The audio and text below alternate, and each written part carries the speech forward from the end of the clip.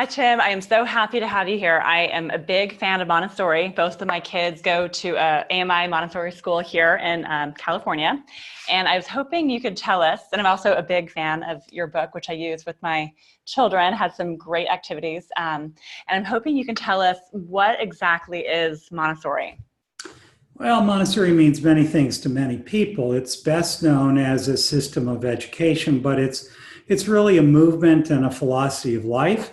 Its mission is to change society, to create a more peaceful world, and a world that's oriented to partnership. But in terms of education, it is a strategy that says, let's look at what we know about children from a scientific perspective.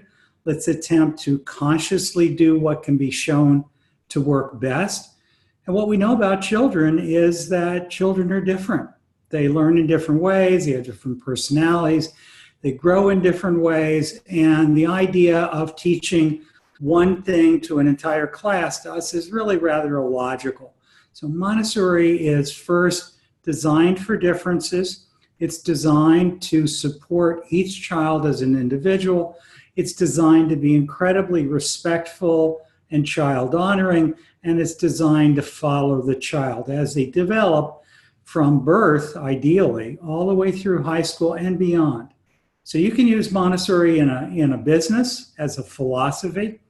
You can use it in your home as a way of raising children. You can use it in your friendships. And of course, you can use it in government as a way of trying to create a culture among the people. It is a cultural phenomenon as well as an educational approach. So I think Montessori is kind of popular and you hear about all the kind of famous people who had Montessori background, like the Google founders and famous musicians and things. So I think there's a lot of schools that call themselves Montessori, but what are the differences? Because, for example, there's AMS Montessori, there's AMI Montessori. What are the differences, and are they all considered true Montessori? Well, first off, I find it ironic that we in America think in terms of a binary of are you AM or S. It's like saying, are you a Catholic or a Protestant? Not even remembering you might be a Sikh or a Jew or who knows what. Montessori is a movement, and it's not copyrighted, and there is no central authority. It's not a franchise. It's something that can be studied and defined by research. We know what authentic or fully implemented Montessori is. But individual schools can't help but be themselves. Their programs, their approach to life is created by the nature of the owners, the nature of the teachers they hire, the culture of the parent body, the culture they live within. And so it's going to have somewhat different faces. To think that it is simply AMS or AMI is a serious mistake. Because while there are two large organizations, the American Montessori Society, AMS, and AMI, Association Montessori International. The reality is those are only two of hundreds of Montessori societies. In this country, there's give or take around 13 Montessori societies. I happen to be the chairman of the third largest, the International Montessori Council. I started in AMS. I've worked with hundreds and hundreds of AMI schools. What I can say to you is the reality is you have to look at the individual school and you have to ask, does this school fit my understanding of what Montessori should be, and is it a good match for me? Is it a good match for my child? But I can't really get too caught up in brand loyalty because one Montessori school will be somewhat different from another, but truthfully, we all have more in common than we have differences. The differences are usually pretty minor.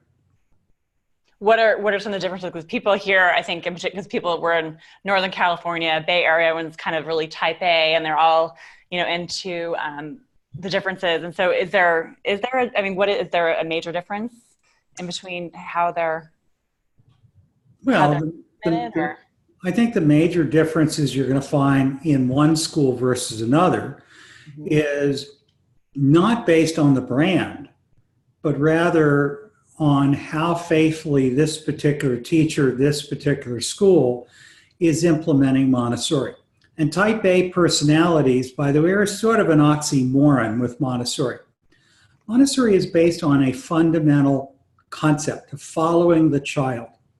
Another way of saying that is education should be a journey, not a race. Certainly not a race to nowhere. Many people are very, very afraid that their child will not be on grade level or ahead of grade level or get into the right highly competitive school. And I think the movie Race to Nowhere and the second movie that came out of the Bay Area that's making national waves called More Than Measure are two excellent examples of what we as parents ought to be looking at and asking, why has American education been stuck in this mindset that has been shown to be so illogical? It's all based on the old factory paradigm of, can we get our factory workers to perform faster, better? Can we incentivize them, or can we use fear and shame to try and get them to do what we want to do? The simple reality is we don't know what skills children are going to need 10 years from now. The world is changing right in front of our eyes every minute, whether it's the current trade wars and the reshifting of political alliances that we're seeing at the moment, or the simple fact that technology and scientific understanding and culture is changing so quickly that the jobs that our kids are going to fulfill throughout their lives can't even be imagined necessarily today. So the best thing you can do as a school or as a parent is to help your kids to develop resiliency, the ability to adapt to change, and to learn how to learn how to learn and learn again as information changes and as new skills have to be mastered. It's a long way from the days of simple memorization. Now you have to actually learn to think. Mm-hmm. And that's one of the key tenements that I guess Montessori teaches kids, to learn how to think and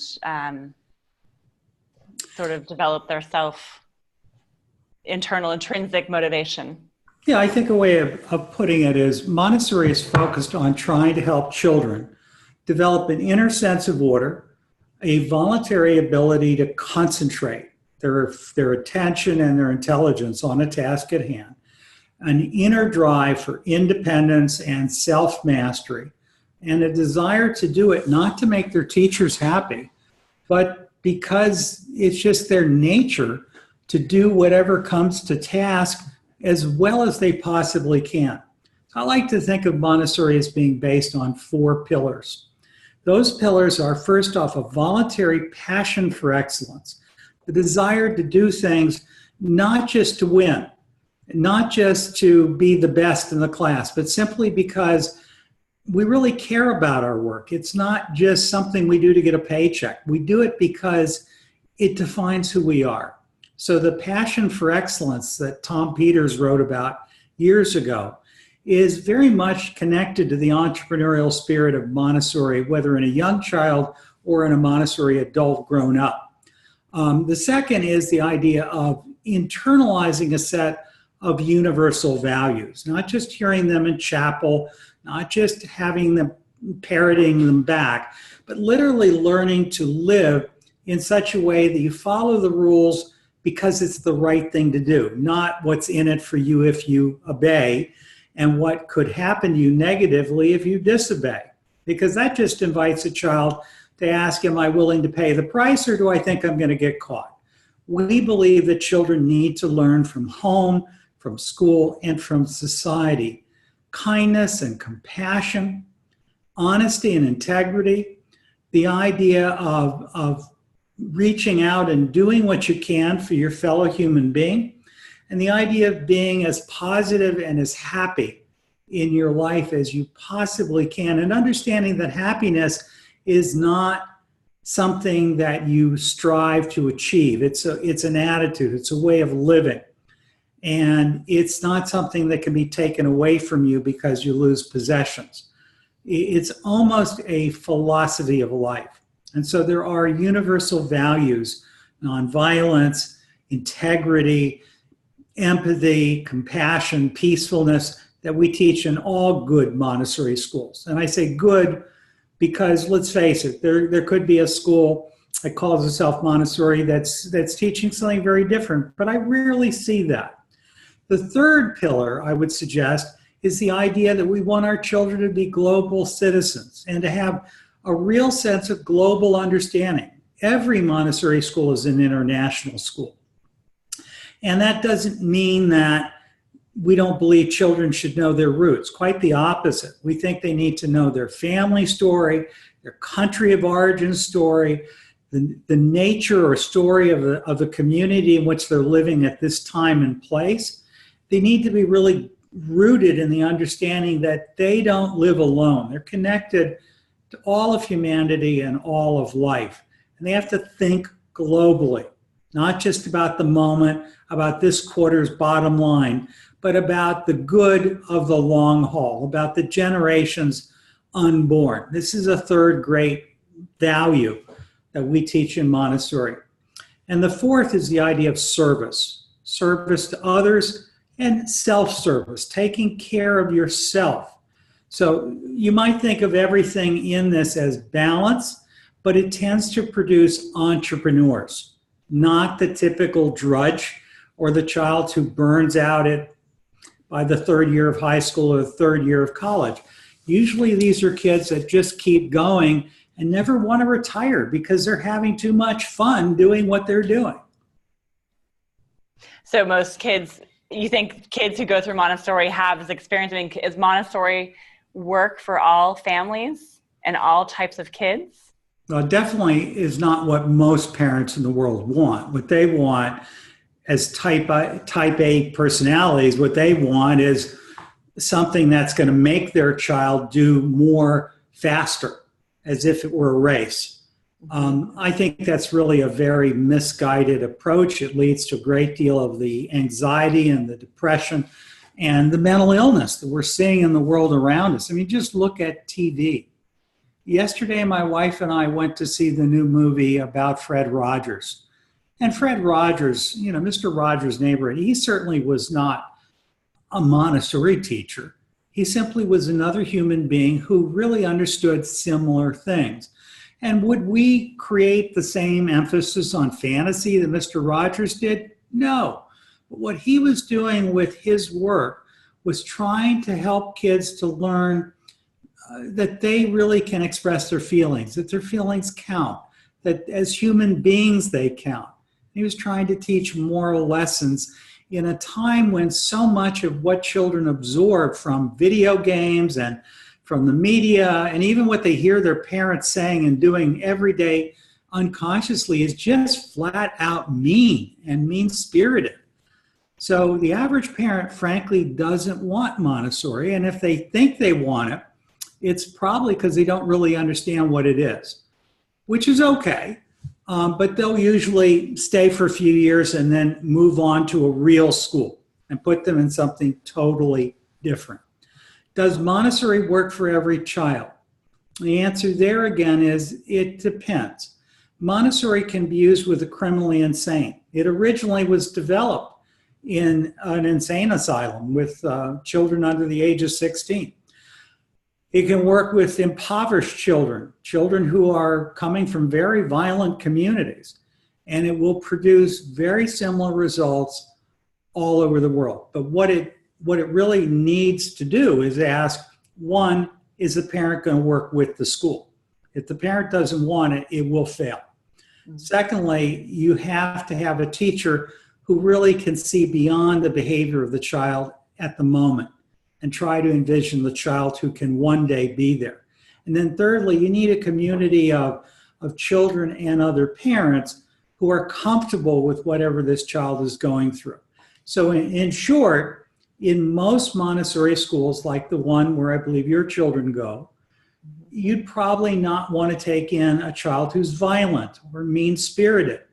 You'd want to get a child as young as possible. I'd say as close to birth as we possibly can, not because we're going to teach them to read and write and do 4-digit arithmetic earlier.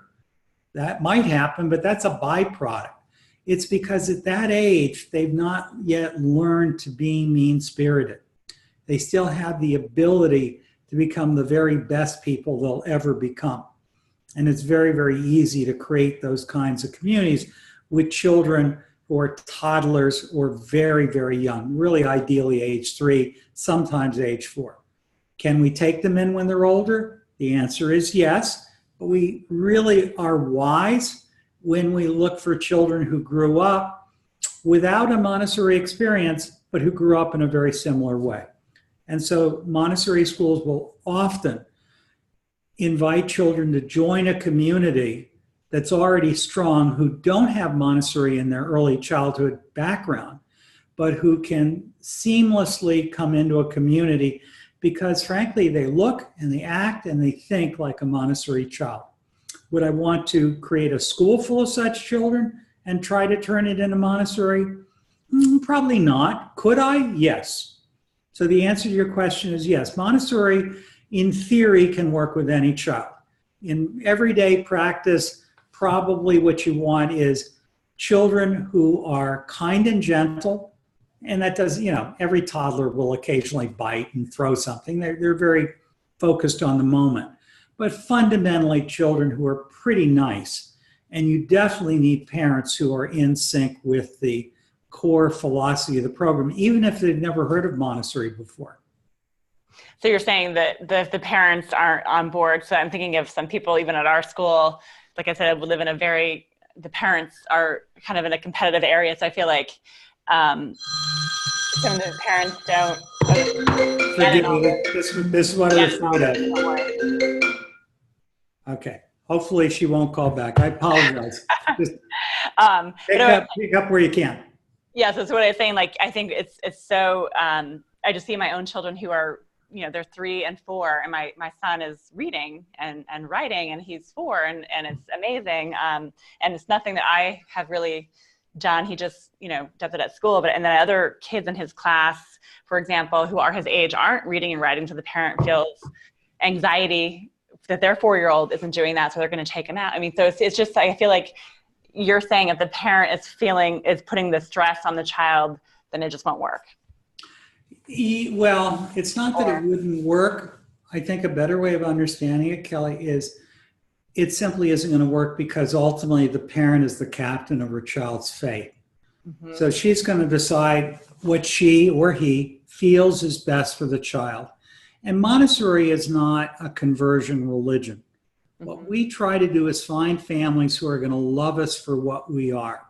And part of our message is, hopefully you've been hearing it, is what we're going to do is create conditions in which your child will develop in his or her own best pace, in her own best way.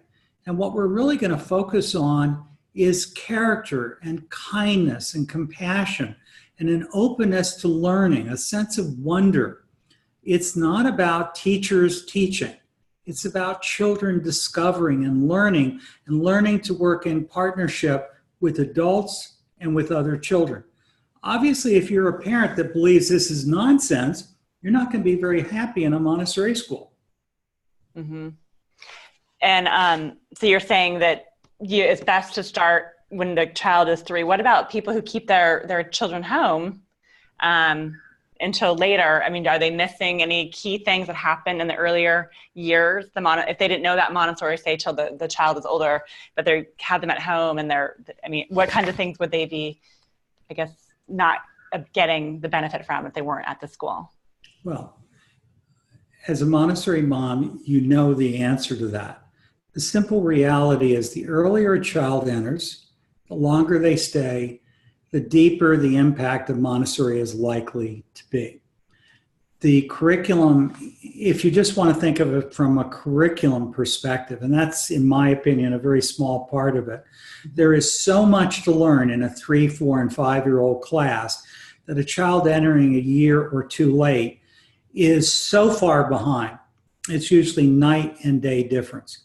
However, it doesn't mean that the child couldn't enter a Montessori school if the school is willing to accept the child where she is. Now, if a school stops at kindergarten, that's probably a pretty illogical thing to do. If the school goes through high school, as more and more Montessori schools do, probably the issue is minor. What she didn't learn when she was little she'll learn. When you're ready, you go to college. And so you start where the child is at and you keep building from there. But there are things, and I would call it in summary, learning how to learn. There are things that you can learn at age 3 that change you for the rest of your life. The same thing is true of a child who starts even younger at age 2. It isn't about core knowledge. It's not about reading and writing and arithmetic. It's what is now being called executive function skills. It's eye-hand coordination. It's vocabulary. And more than anything else, it's a sense of self. Now, people learn from everything around them. They learn at home from their mothers, their fathers, their brothers, their sisters. They learn from the animals they come in contact with. They come in, the Boy Scouts, the rabbi, the priest. Children are learning all the time. The question is whether the messages they're receiving and the things they're learning are destructive to their long-term ability to learn. Whether it's sowing seeds of self-doubt, worry about whether you're smart enough, fast enough, wealthy enough, whatever. Most humans are filled with self-doubt about whether or not it's okay to make mistakes. But humans make mistakes all the time. It doesn't mean that we should encourage kids to spell things wrong or get mathematics problems incorrectly. But we have to teach children to not be afraid to try, to teach them that they can do it. And that, one child next to you may do it in one attempt and you may take 3, and it's okay. The goal is that everybody gets there in the end. And we will all be different. We all have different strengths. And the part of what we teach is stop thinking in terms of, will my child go to Stanford or Berkeley or Harvard or Yale? Those are a very tiny number of schools that are so difficult to get into. It's like passing through the eye of a needle. And it's as much luck as anything else. What we try to teach is, if what's right for you is to go to Harvard, Princeton, Yale, Brown, whatever, then go for it. But you first have to know your own heart. You have to ask, what's going to make me happy?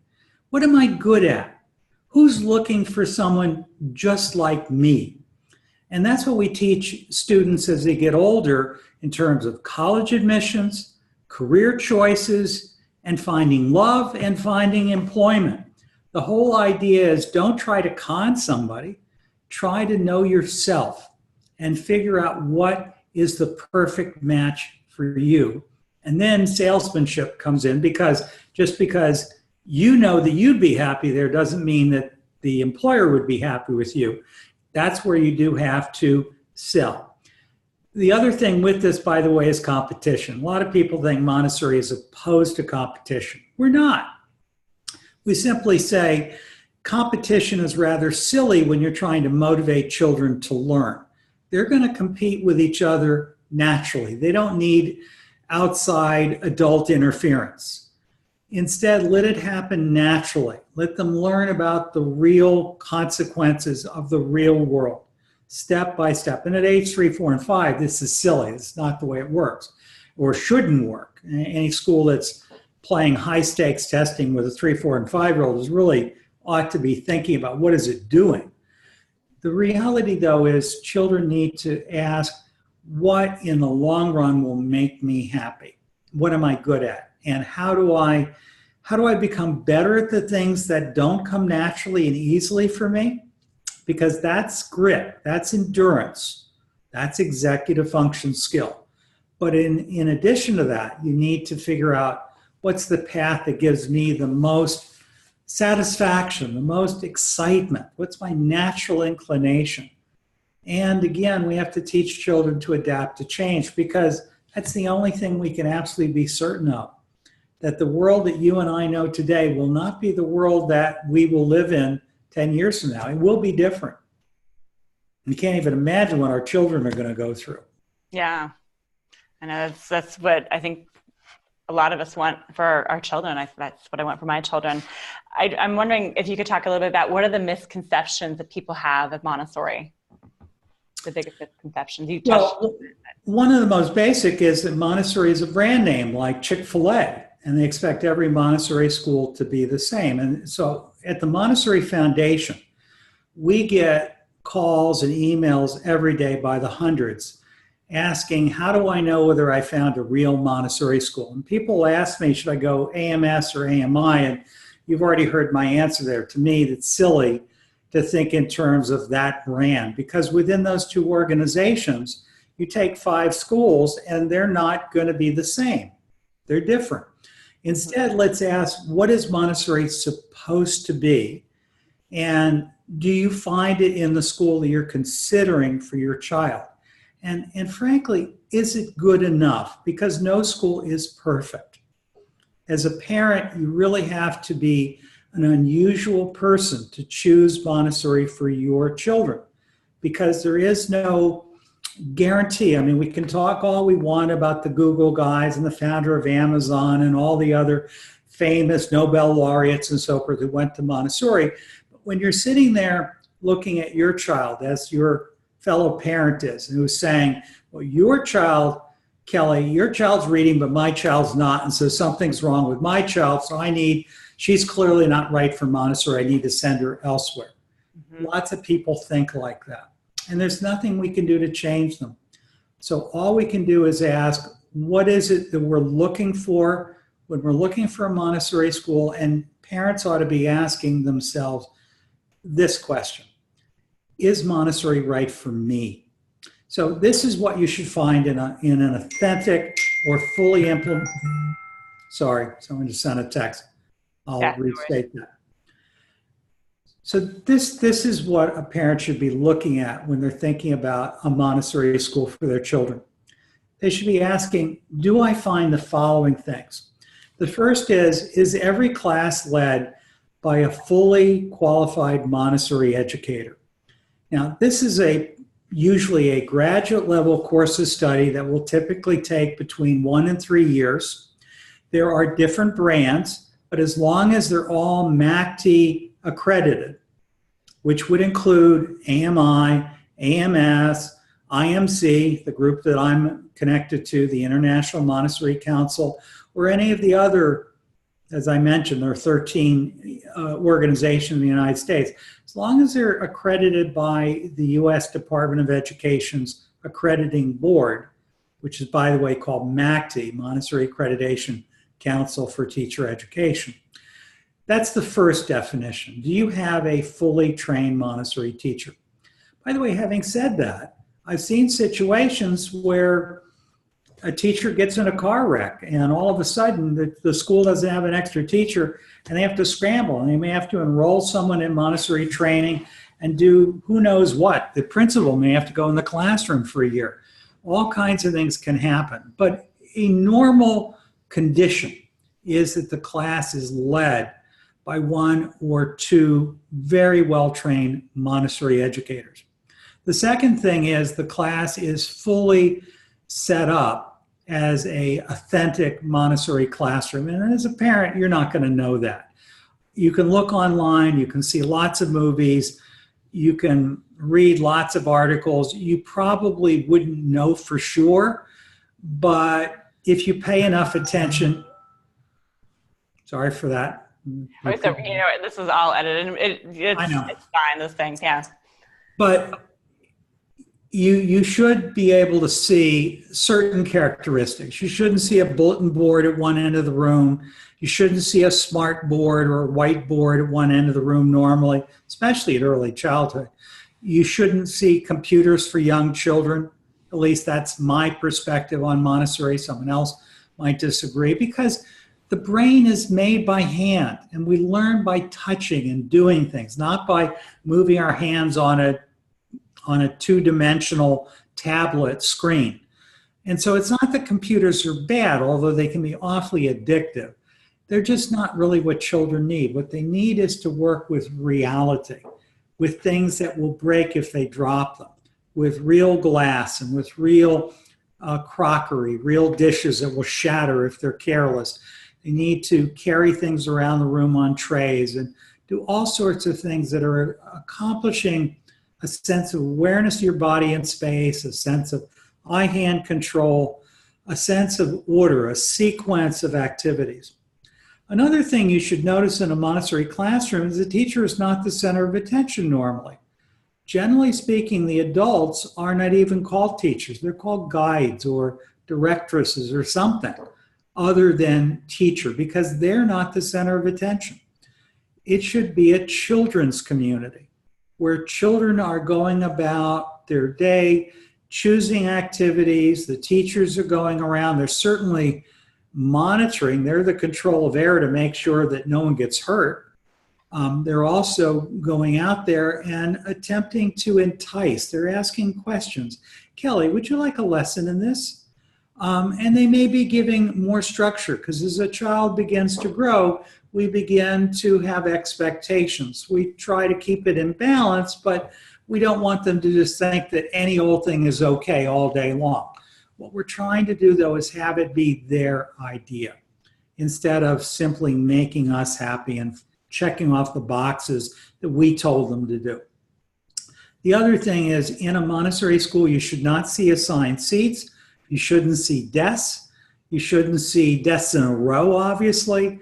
And you shouldn't see much of any plastic. I mean, everything should be natural. We really frown on things that are made of plastic. And this plastic is almost impossible to get away from. But the idea is to use natural materials, materials that are beautiful and simple and isolate one concept or one skill that have what we call a built-in control of error. In other words, the way you can have 30 children in a class, or 20 or 25, whatever the number is where you are. Mm-hmm. And by the way, in our world, more is better because the larger the class, the best teacher of a child is another child. It's the community of children that make it work. So the more children in the class, within reason, 100 in a room is not a good idea. But usually between 20 and 30 is the typical range, and a few more is not the end of the world unless state law doesn't allow it. But in these classes, they are basically self-regulating. They're making choices, and they're going through the day with a very quiet hum. It should almost feel like uncanny silence, but it shouldn't be the silence of a teacher running around going, shh, shh, shh. It should be coming from within the children. It's amazing. And when you observe these classrooms, to get a group of 3 to 6 year olds just calmly working in a big classroom, and I sometimes can't do that with just a couple of my kids at home. It's just amazing how it just flows if they're in the rhythm. So can you tell us what is the how early, I guess, should you, what is the most important thing in the first plane of development, like 0 to 3? What should a child be exposed to or doing? And I think this book had some amazing stuff for the early years. I referenced myself, but if you could just talk about a couple of things that are really important. Absolutely. Well, the first thing about young children is that they're attempting to figure out how to get their feelings heard. They're beginning to realize that they are separate from their mother and father or caregiver. They're beginning to have feelings, and they will often cry because that's the only way they know how to get their needs met. One of the things we're trying to do both at home and in school is to civilize them, to housebreak them, to teach them how to be in the environment and not create havoc, how to use your words, if you will. It's not really what we tend to say, but to have the language to express yourself. Whether you use sign language or you speak to them in Korean, you speak to them in 2 languages, we're trying to help them to begin to develop a rich vocabulary and to get across what is it they're trying to say to us. Another thing we're trying to do is to teach them how to be part of a group, to realize they can't always be the center of attention, they can't always have their way, that there's usually only one of everything, and so they may have to wait their turn. That's part of what we teach. And the idea, we're trying to teach them eye-hand coordination, because if you think about it, what do we know most about our children when they're very, very young? They're typically laying on their backs. They're going to all eventually discover their hands. The hand will go in the mouth. Then they'll discover their toes. Eventually, they're going to learn to roll around, and they'll probably flip over. Eventually, they're able to sit up. Eventually, they're able to get up on their knees. I mean, the progression that normally occurs is fairly well known.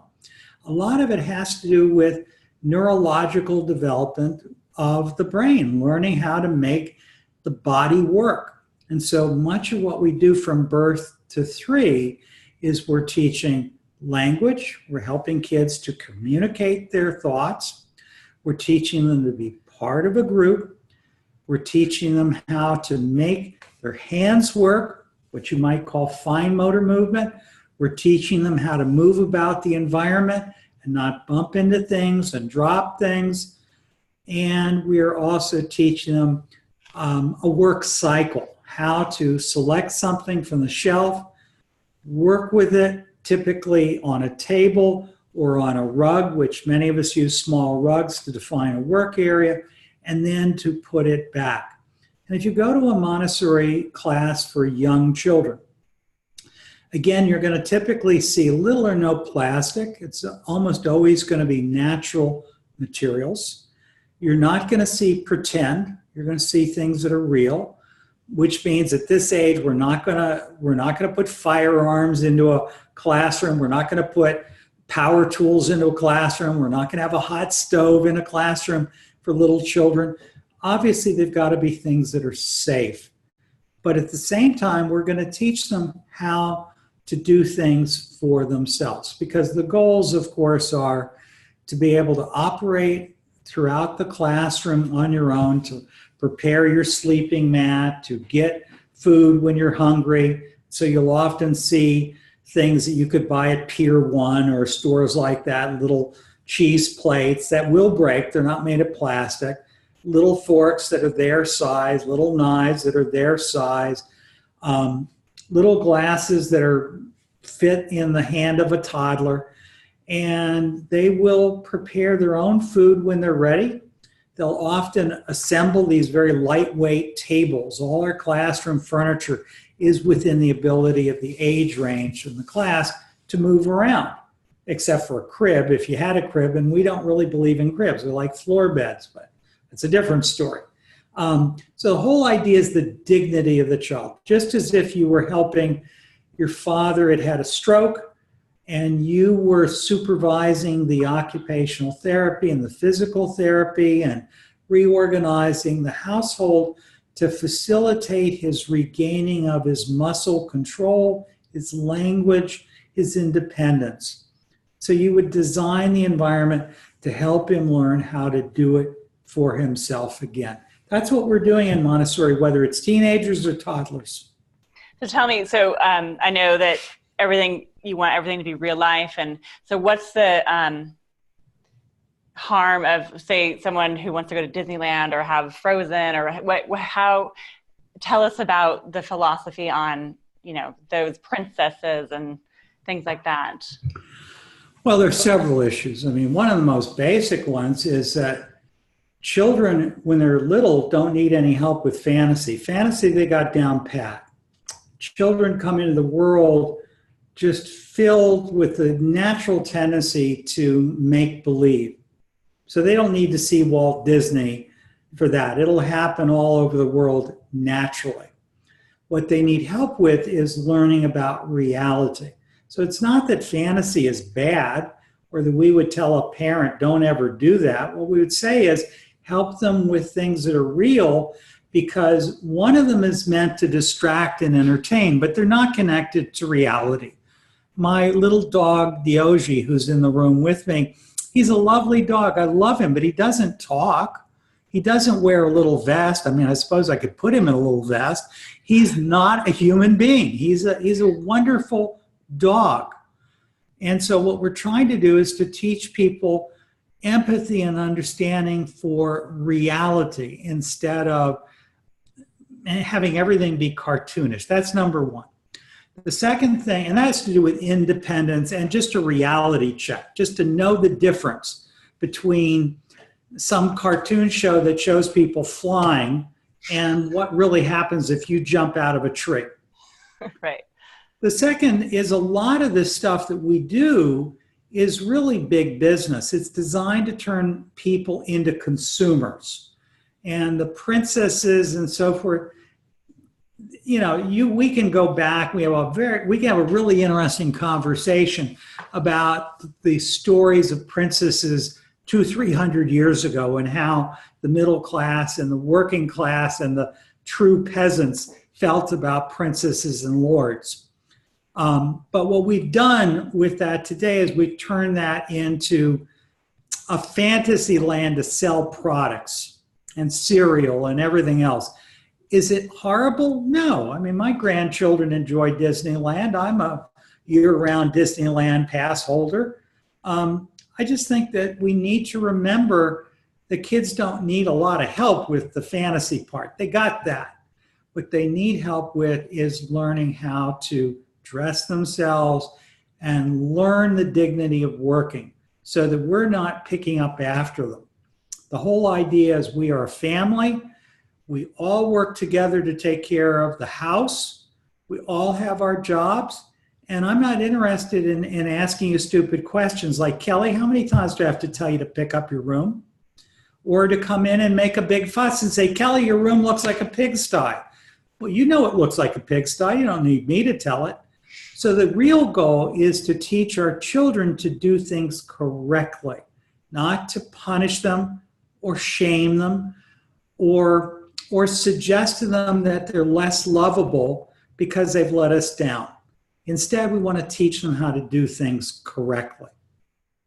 I hope that helps. Yeah, that's great. I think obviously I'm a big fan of Montessori, and sort of in line with all the philosophy I wanted to ask for listeners, of course. So let's talk about the second plane of development, because we kind of go 0 to 6 in the show. So from 3 to 6, what are the key things that the children you need to learn or work on? Well, in the first 3 years, a child is going from infancy through the toddler years. And most of us call the toddler years the terrible twos. I would suggest to you that they don't need to be terrible at all. They could be the terrific twos. And what children are doing at that age is they're beginning to become independent. They're beginning to get control of their bodies. They're beginning to get control of their emotions. They're beginning to learn how to operate in society. And we call it, the terrible twos, but the reality is toddlerhood ends at about age 3. At age 3, ideally, children are in a very different place, whether they've been to Montessori or not. The typical 3-year-old is not the same as what she was like when she was still a toddler. The first thing is, if you look at your child when she's literally a toddler and try to really look at what she would be like if you blew her up to your size, her head is almost as large as it's going to be as an adult. So toddlers are top heavy, as well as not having good eye-hand coordination between the two hemispheres of the brain. So what's happening at age 3 is the brain ideally is beginning to become better organized. We know from all the brain research that early education pays huge dividends, whether it's Suzuki music lessons or dance school or swimming lessons or whatever you're doing, taking long hikes with children. All of these things are not only fun times with children, but they're times that are developing the brains. Same thing with learning 2 or 3 languages. Not every child is going to remember a second language, but if you have someone in your household, perhaps a caregiver, who speaks another language, you know your child's going to speak Spanglish, for example, if Spanish is the second language. This is just nature at work. It's just human nature. So at age 3, the unconsciousness is beginning to fade. Children from birth to 3 learn unconsciously. They don't even know what's going on. time has a very different experience. At age 3 to 6, we're watching the second plane of development, and children are beginning to really come into their own. They're learning to tell jokes, their vocabulary is hopefully exploding, and they're beginning to form concepts that can be really big. So part of it is, once again, learning the same things that you learned when you were smaller, developing an inner sense of order, the ability to concentrate, an incredible vocabulary, language skills, the ability to really be independent and to develop incredible coordination. Because again, as you're probably seeing with your child at this age, at 4, your child is beginning to learn how to control a pencil. May not write a beautiful calligraphy or a cursive hand yet, but you're doing things that are leading towards real eye-hand coordination. Again, children are different, and it's really important to remember that. So again, to imagine all 3-year-olds are going to do the same thing, all 4-year-olds, all 5-year-olds, all 6-year-olds, all 15-year-olds, that's really silly. The reality is people develop in their own ways. There are many ways of being smart. But at age 3 to 6, now we're starting to see the development of intellectual life. They want to know what? They want to know the names of things. They want to know how to do things. Now they want to learn how to polish silver. As one child said to me, the Children's House is a great place to become a waiter. You learn how to serve soup and cook and cut up raw vegetables and fruit, and you learn how to throw a baseball, and you just learn all kinds of skills. And some of them are academic. You and I, as Montessori parents, we know about the golden beads and the stamp game and the bead frame, and whether your child has done it yet at 4 or not doesn't matter, because a lifelong foundation of understanding of how language is structured, of how math works, of how geometry works, of geography, of even the beginning of history. Things are happening at an amazing rate at this age level, and they will normally come out of the 3, 4, and 5-year-old level not only ahead of the typical child in most schools, but much more able to operate autonomously. Now, if they get sent to a traditional private or public school, they can be problems, because they're not going to understand, why do I have to raise my hand to go to the bathroom?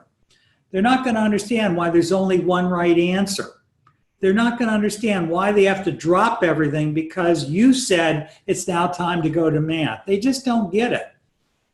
The world of a child follows its own timetable, which doesn't mean they don't need to learn how to work in a group or learn to deal with the fact that at noon we all put our work aside and we gather for lunch, or we gather for a story or whatever. But we create, as you know, large uninterrupted blocks of time where children can choose work and concentrate on it for as long as they want. And they can work alone, and they can work with a friend, they can work at a table, or they can work at a floor. As most of the kids will say to me around the world, what I love about Montessori is I don't have to sit at a desk all day. And there's no bell going off and no loudspeaker saying, will Johnny Jones come to the... And there's no bell going off saying, will Johnny Jones please come to the office? You can concentrate. You can really stay focused. And that focus and concentration really leads to the development of intelligence. So is there anything you could do at home? I know you had mentioned the Suzuki method, like how soon or how early do you advocate introducing things like violin and piano? And is it just if they have an interest, or do you, outside of class? Well, obviously, if a child's never seen a violin, they're not going to know if they have an interest.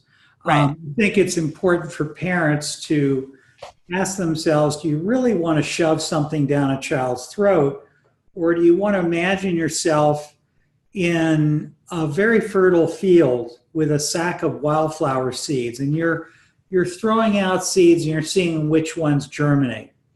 My mother always used to say, no matter how poor we were, there was always money for the opera.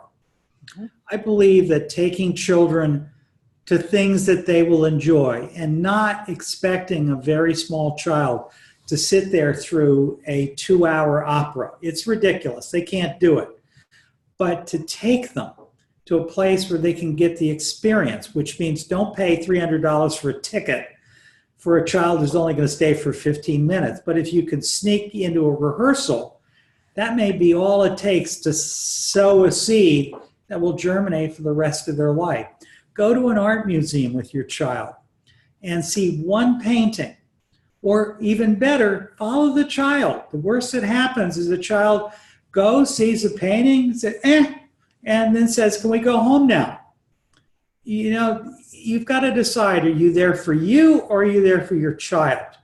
And of course, most of us have multiple children. And our children have different interests and different agendas. And one of them wants to go see Batman in movies, and another one wants to go to the zoo, and another one wants to go have pizza. And so that's also part of what children learn, is how to negotiate the give and take of everyday life. But when you as a mom or dad or a grandparent want to share something with children, whether it's how to cook a particular dish or how to start weaving something on a loom or planting in the garden, don't be surprised if their time of attention is relatively short. Make the experience pleasant, and don't get angry with them when you notice that they've had enough. Instead say, Kelly, looks to me like maybe you've had enough. Am I right? Yes? Okay. So let's stop for now. Right, that's great. Well, I think this is all great information. A lot of people, I think, don't know enough about Montessori or what the principles are. I think this is great. I would also recommend just the younger, checking out the book. Where can people go for more information about Montessori in general if they wanted to to learn more about the philosophy? Well, I mean, anyone can Google Montessori and they'll come up with probably 300,000 websites. Certainly one source, because we really focus on parents, and we're not particularly oriented to trying to sell parents on things. We actually run an international association of Montessori parents called the Montessori Family Alliance. Mm-hmm. So one of the things that you might want to do as a parent is go to montessori.org, O-R-G, and see whether or not you like what you see. But trust me, there will be plenty of other groups out there that will try to sell you things or will have things to say to you. You've got to use common sense and find things that feel right to you. I don't know that there's any wrong answers.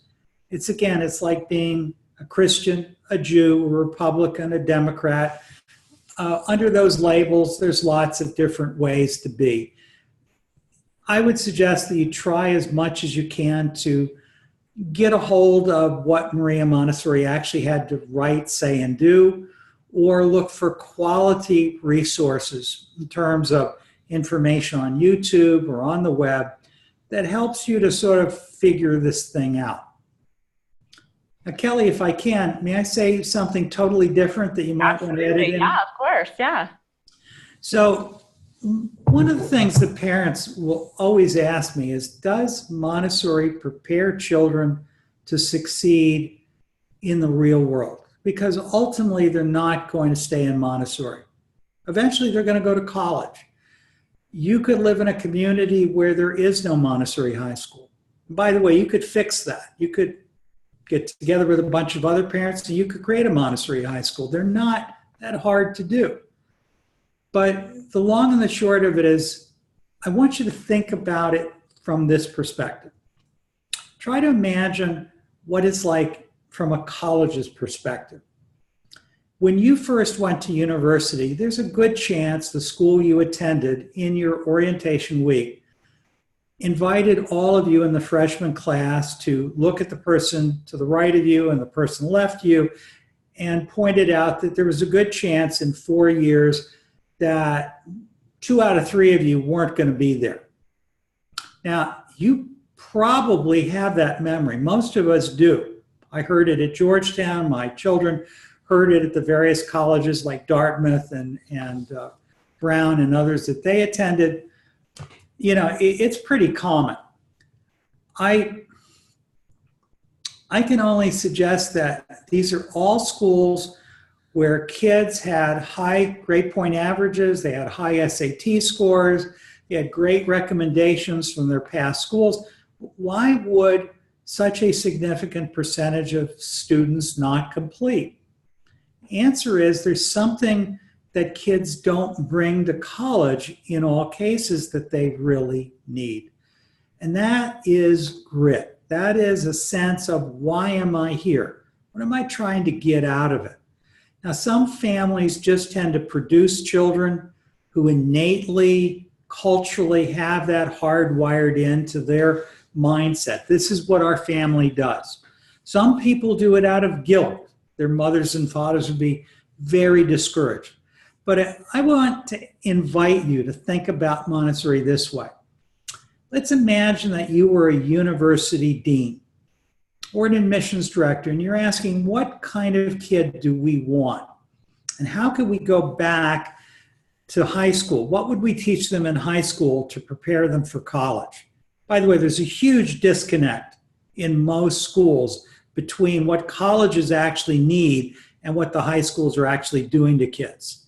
And most of us who went from a competitive high school to college probably have some memory about just how different college was from high school. Mm-hmm. There's a disconnect. It doesn't prepare you typically all that well for what you're really going to need in college. Now, by the way, there are great high schools that do a great job. In the same way, you could go back earlier, middle school, and ask, what are we doing putting sixth graders in with adolescents? Probably not the smartest move America's ever done, if you think about it. But if you keep going back earlier and earlier and you ask, at what age would we need to start? And what would we do with kids to slam dunk, to produce the kind of young men and women who will succeed, who will blossom, be the kind of people you would want to marry, that you'd want as an employee, that you'd want as a friend, that you as a university would want as a student. And there's a lot of things you'd want. Much of it has little to do with what they've memorized. It's rather, what do they understand? What do they care about? And how do they handle a situation where no one is spoon feeding them education every night? There is typically no homework in most college classes. Now, there are colleges and classes where maybe there is daily homework. But in general, colleges will give you 3 or 4 months worth of work, and they'll send you the syllabus and the reading list, and they expect you to organize yourself, and they don't even necessarily take attendance at class anymore. They expect that you're paying a lot of money for this education and that you ought to value it. And they look for evidence that you care, that you actually want to learn something. Montessori is designed to produce a joyful scholar. That's also, by the way, why we're known as the school for entrepreneurs. These kids tend to grow up capable of amazing things. Families all over the world who never heard of Montessori do this too. It's just what we try to do is pay attention to what works and do it consciously by deliberate design. They're replicable. These programs are sustainable. I mean, we're 112 years old now. There's more than 22,000 Montessori schools around the world, 5,000 in the United States. This is something major. And I would just suggest to you as parents, a lot of us worry about the wrong things. We worry about, I don't know, SAT scores. And more colleges at the same time are dropping SAT as a requirement because they're not finding a correlation between SAT scores and predicted success in college.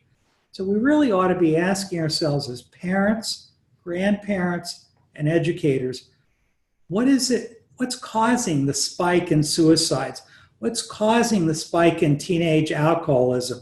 What's causing the amount of anxiety disorders and eating disorders and bullying that's so common in this society? What can we do to make a better world? I think Montessori is a big part of the answer. I agree. I think those are some of the most important skills. And like you said, I think there's so much focus on the memorization and getting the grade and, passing a test and going to a certain school. And I think, what they instill is all those qualities that are really what's most important to be happy and successful. So I appreciate you coming on and sharing all this information. So Kelly, I really appreciate you inviting me. I look forward to seeing what your editors produce. yeah, thank you so much. You're welcome. Okay. Have a great day. You too. Bye-bye. Bye.